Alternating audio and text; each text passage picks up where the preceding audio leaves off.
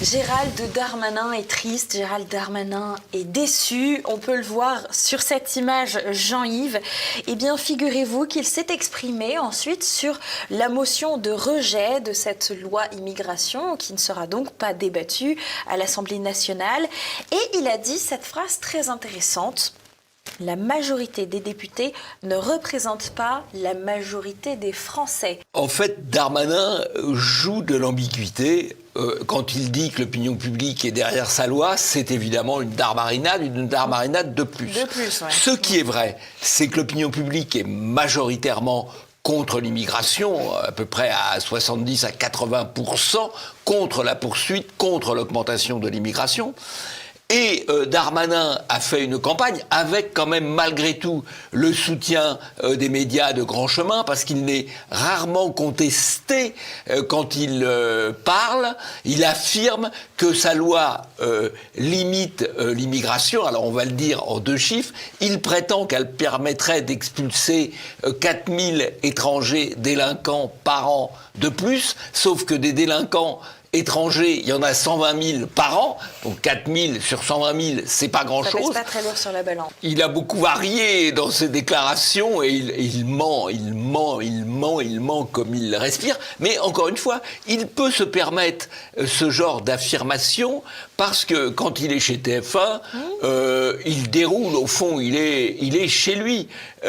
Les médias qui sont au boulot, qui est extrêmement agressif s'il interroge Éric Zemmour ou Marine Le Pen, et au contraire très, très coulant quand il interroge les officiels de l'extrême centre. Academia Christiana, qui est une association assez puissante, assez importante, qui réunit des centaines de personnes dans ses universités d'été, qui fait des colloques, qui fait des formations.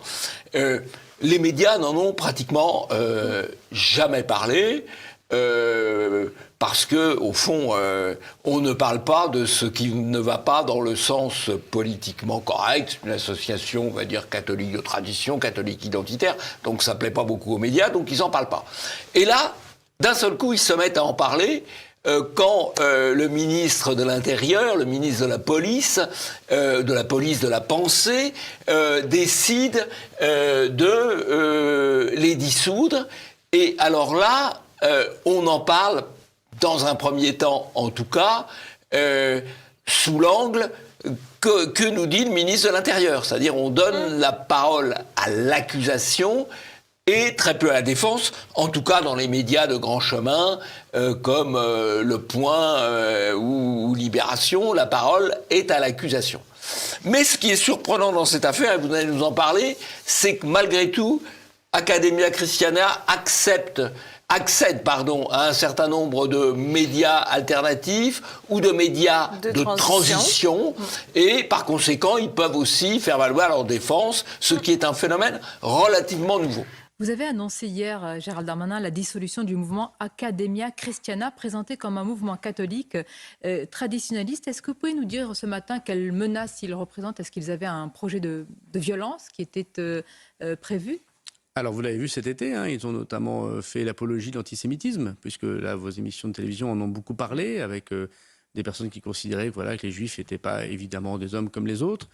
Un très grand soutien à la collaboration au maréchal Pétain. Voilà, donc ce n'est pas une association qui correspond, nous semble-t-il, aux valeurs de la République. On va la dissoudre au Conseil des ministres. Là, Darmanin se plante, si je puis me permettre. Il se plante d'association, puisqu'effectivement, il a dissous Civitas, parce que à Civitas, il y avait eu des propos tenus lors de l'université d'été qui étaient interprétés comme des propos antisémites. Mais ce n'est absolument pas le cas de ce qui est reproché à Academia Christiana, et il n'y a en tout cas pas eu le moindre propos antisémite à leur université d'été, ni ailleurs, dans d'autres circonstances.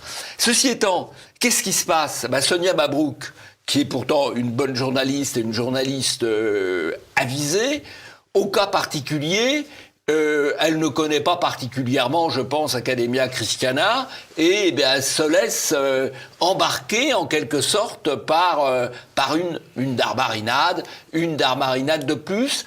Ceci étant, qui s'est un peu retourné contre Darmanin, car Academia Christiana a fait valoir assez vite qu'il y avait confusion et un certain nombre de médias l'ont repris, ce qui est intéressant à noter. Il faut savoir que Macron a plus dissous d'associations que tous les autres présidents de la République, de la Ve République avant lui.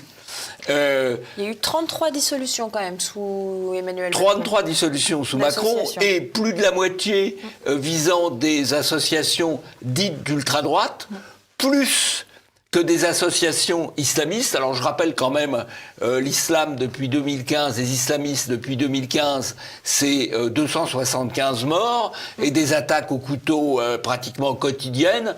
Du côté de l'ultra-droite, on ne voit pas bien ce qu'il y a d'équivalent, mais ça fait rien. Ce qu'on dissout, c'est ça. Et c'est quand même extrêmement préoccupant. Il n'y a aucune limite. Il n'y a aucune limite. On dissout d'ailleurs au nom de l'ordre public immatériel, selon une formule du préfet de police pour interdire certaines manifestations. Qu'est-ce que l'ordre public immatériel ? C'est la doxa gouvernementale. C'est un petit peu une dérive nord-coréenne. Jean-Yves, je vous propose presque pour clore le sujet Academia, cette petite image réalisée par IA de Jésus qui est entouré par 2 policiers qui est amené au poste de police avec le commentaire suivant: si Jésus vivait en 2023, il serait fiché S, ce qui est fort probable en effet.